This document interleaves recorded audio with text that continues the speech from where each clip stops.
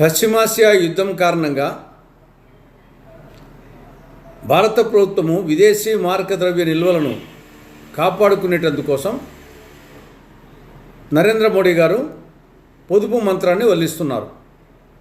మరి ఈ పొదుపు మంత్రం ఎన్డీఏ కూటమిలోని టీడీపీ పార్టీకి, టీడీపీ మహానాడుకు వర్తించదా? కేవలం ప్రజలకు మాత్రమేనా? ఈ నెల 27, 28, 29 తారీఖుల్లో నెల్లూరులో తెలుగుదేశం పార్టీ మహానాడును అంగరంగ వైభవంగా నిర్వహించబోతూ ఉంది. 27, 28 తారీఖుల్లో 20,000 మందితో ప్రతినిధుల సభ అంట. 29వ తారీఖున 7 లక్షల మందితో భారీ బహిరంగ సభ నిర్వహిస్తారట. అందుకు తగ్గ ఏర్పాటు జరుగుతున్నాయి. అత్యంత వైభవంగా, ప్రతిష్టాత్మకంగా తెలుగుదేశం పార్టీ చరిత్రలో నిలిచిపోయే విధంగా నెల్లూరు మహానాడును నిర్వహించాలని టీడీపీ నాయకులు చెప్తున్నారు. ఇది దుబారా కాదా? ఒకవైపు పెట్రోలు, డీజిల్ వినియోగం తగ్గించాలని ప్రధానమంత్రి నరేంద్ర మోడీ చెప్తా ఉంటే, మరొక వైపు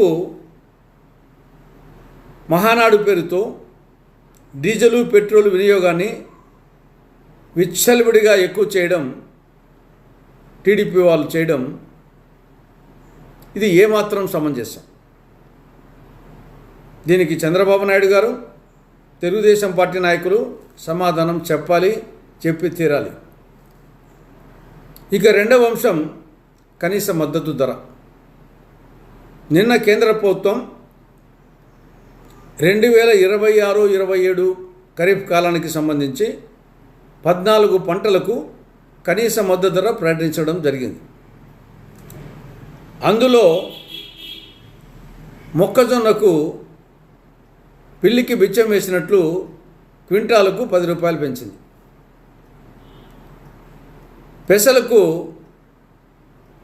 కంటి తుడుపు చర్యగా క్వింటాలకు 12 రూపాయలు పెంచింది.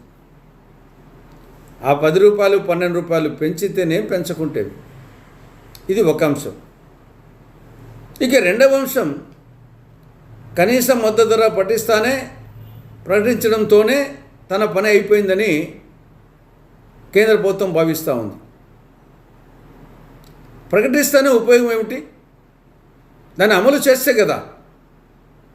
కనీస మద్దతు ధర ప్రకటించడం దేనికి? రైతు పండించిన పంటకు ఆ ధర లభించినప్పుడు కేంద్ర రాష్ట్ర ప్రభుత్వాలు నాఫెడ్ ద్వారా కానీ, మార్కెట్ ద్వారా కానీ, మరే సంస్థ ద్వారా కానీ కొనుగోలు కేంద్రాలు తెరిచి ఆ ధరకు కొనాలి. దానికోసం కనీస మద్దతు ధర ప్రకటించడం జరుగుతూ ఉంది. కానీ అమలులో అది ఆచరణలో లేదు.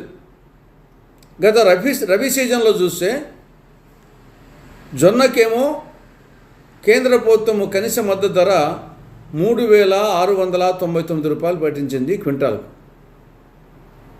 కానీ మార్కెట్లో వ్యాపారస్తులు కొనింది క్వింటాల్కు 2,400 రూపాయలు. కనీస మద్దతు ధర ఏమో 3,699 రూపాయలు, కానీ లభించిందేమో 2,400 రూపాయలు. కేంద్ర ప్రభుత్వం కానీ, రాష్ట్ర ప్రభుత్వం కానీ కొనుగోలు కేంద్రాలు ఏర్పాటు చేయలేదు, కొనలేదు. ప్రకటించే లాభం ఏమిటి? అదేవిధంగా మొక్కజొన్న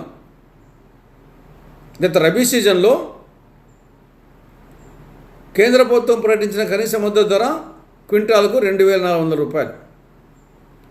కానీ వ్యాపారస్తులు కొనింది కేవలం 1,600 రూపాయలు.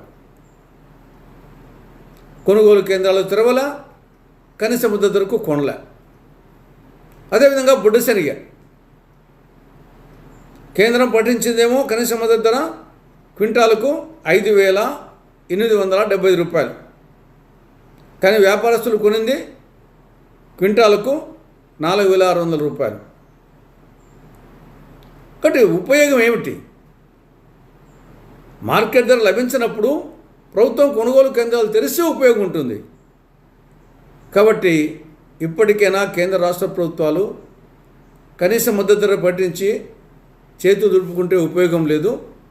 ఆ ధర లభించినప్పుడు కొనుగోలు కేంద్రాలు ఏర్పాటు చేసి రైతుల వద్ద నుండి కొనుగోలు చేయాలని కాంగ్రెస్ పార్టీ డిమాండ్ చేస్తూ ఉంది.